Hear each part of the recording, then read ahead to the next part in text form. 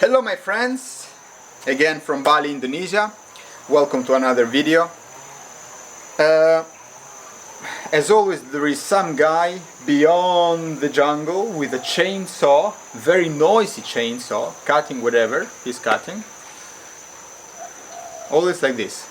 Anyway, I wanted to talk a little about the last video I uploaded on the channel, which is the one on the Puturana Plateau. Now I would like to talk mainly about the video itself, so not on the content of the video, but the video itself.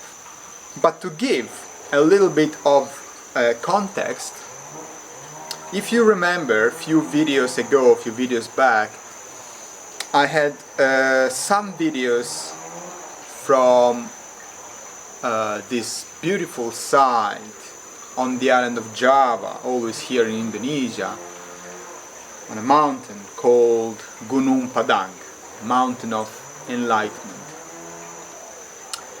It was more than one video, and there was one video where I was just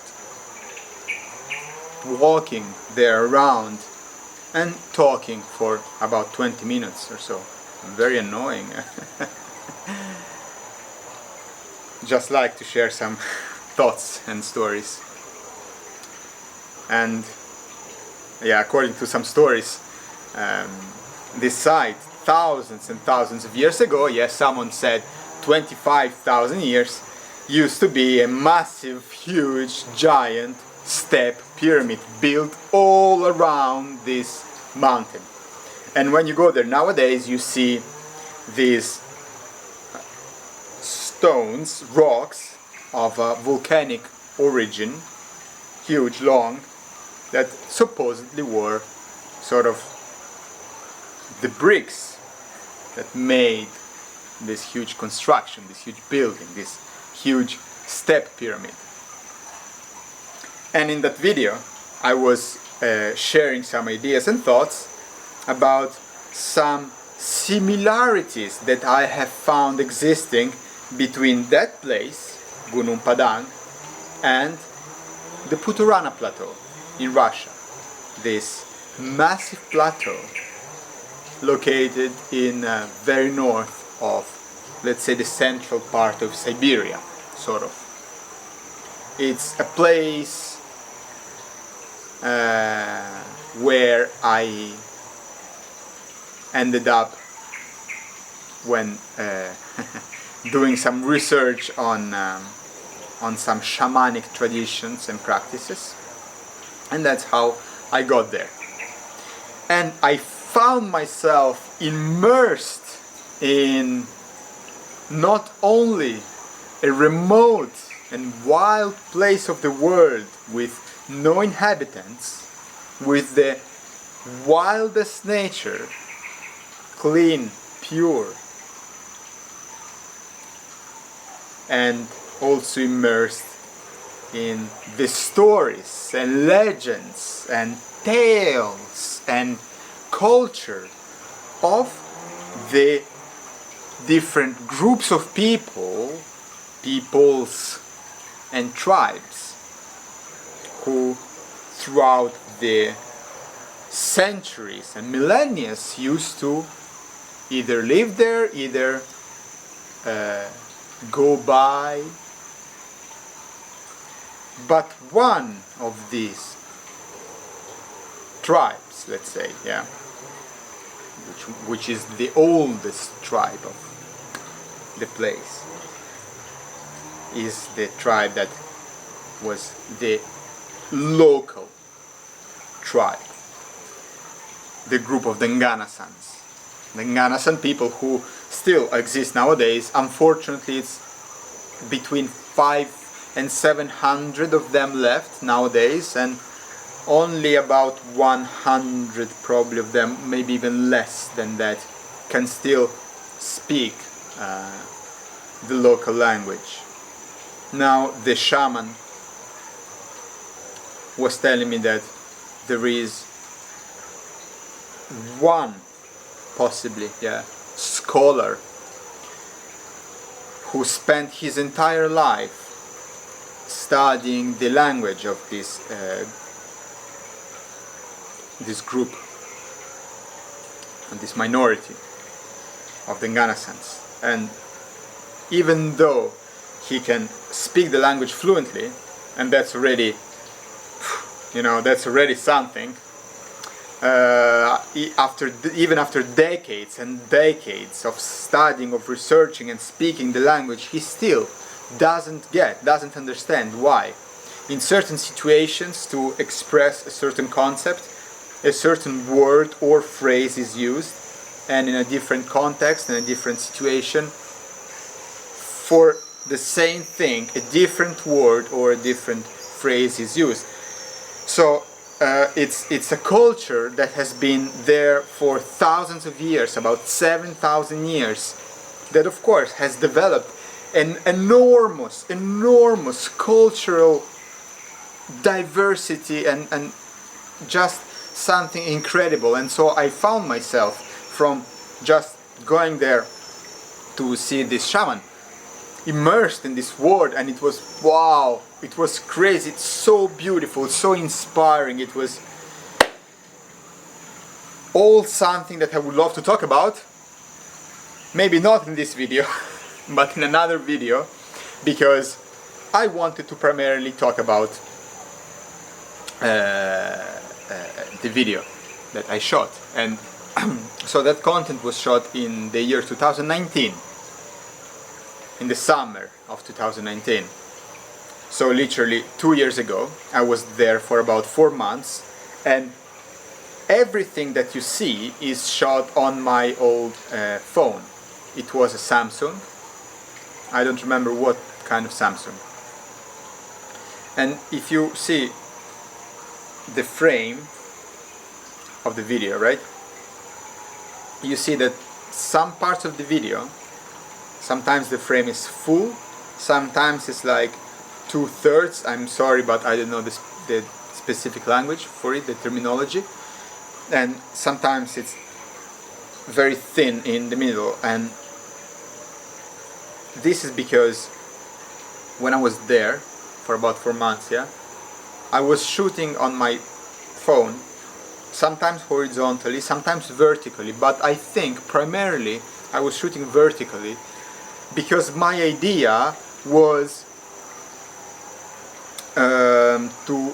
so I was shooting short clips, like standard sort of, let's say 10 to 15 seconds or so, because my idea was to upload and share these short videos on Instagram, simply, like Instagram stories.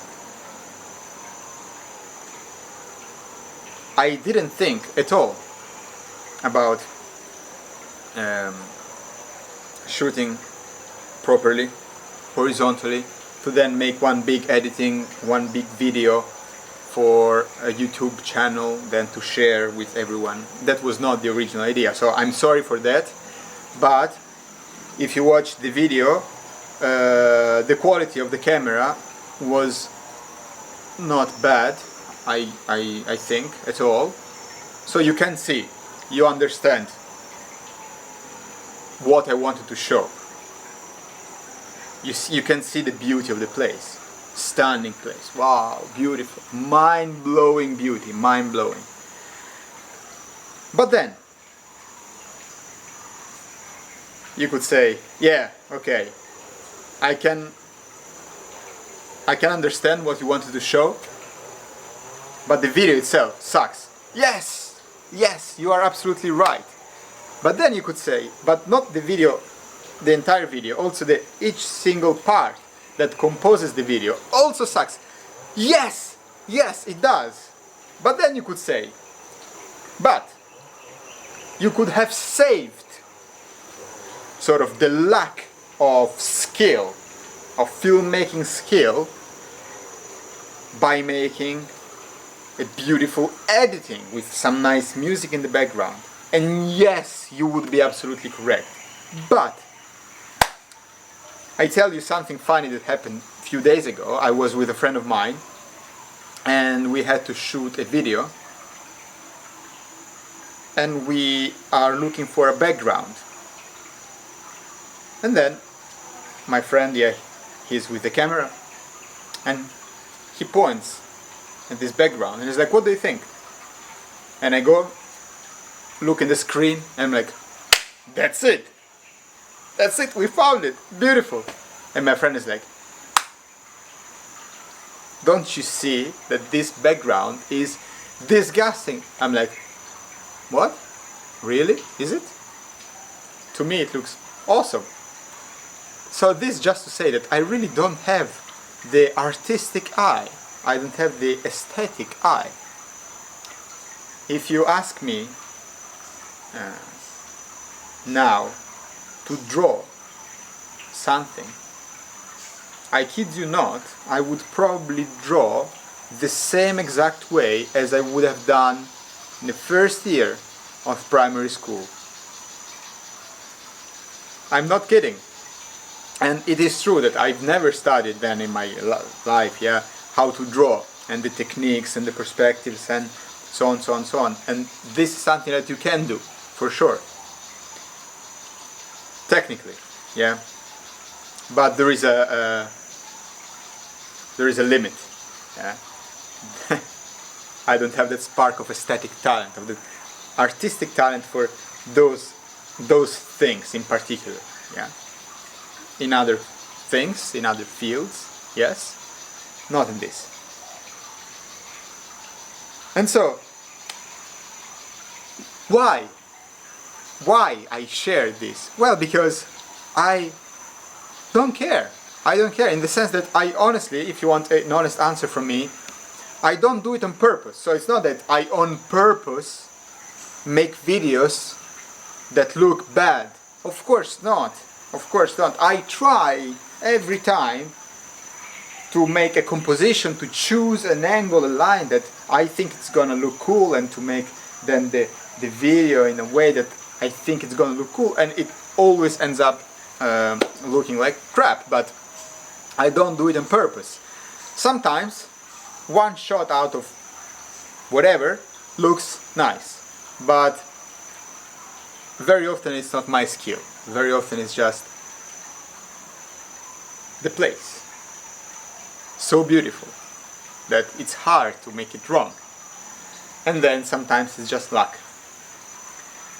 So I guess, yeah, I can improve. And I always study, yeah, to improve. I always try to do better, but there is a certain limit. And yet, the reason why I share this is because I want to show to you guys, thank you for watching it, and thank you for bearing my annoying talks.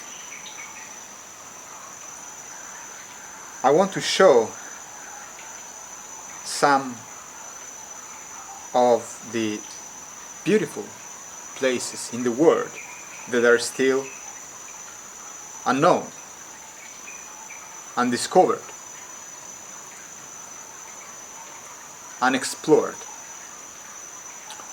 We very often nowadays, with the social media and the videos and YouTubes and documentaries and so on, think that we have explored every single bit on our planet.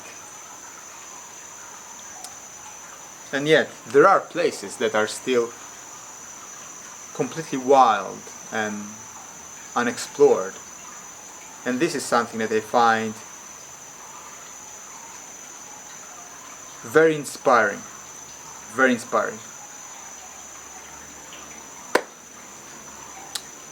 And so, besides the last video I uploaded on Putrana, I haven't been uploading videos for quite a long time, about a month or so, something. For a simple reason, it's because I was away from Bali for about a month.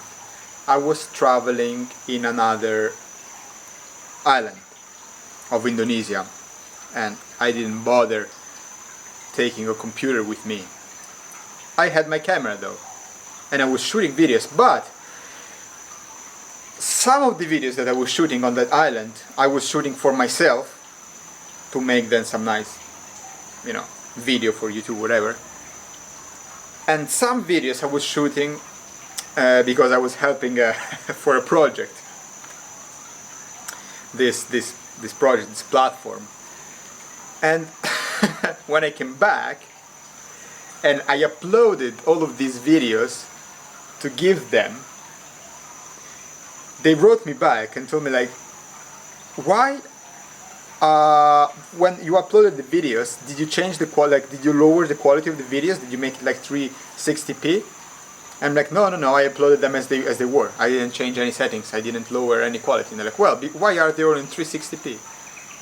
And I go on the videos that I uploaded, I check on the details. Yes, it's the lowest quality of videos possible. I'm like, oh, what? And I go into my camera and I look at the settings on my camera. What? No! Lowest quality settings. No! How is that possible? I mean, that settings of such low quality in the 21st century should not even exist anymore. And I just was shooting there for days and days and days on the lowest quality ever. So I'm like, can you still use the content? And like, well, we'll try to make something like old school looking, whatever. So yeah, I'm almost hopeless. Almost. Whatever.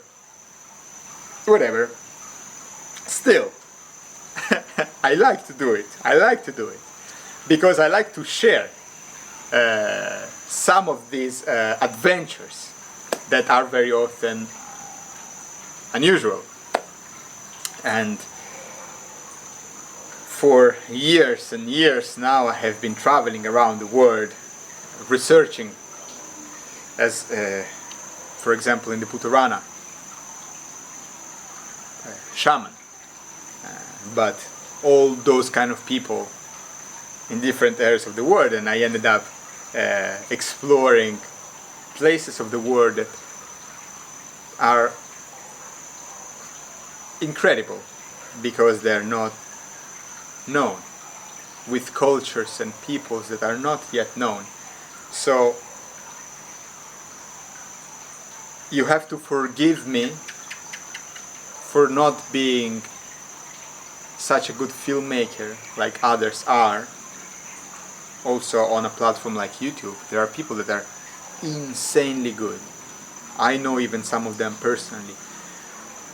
They are just insane. Wow.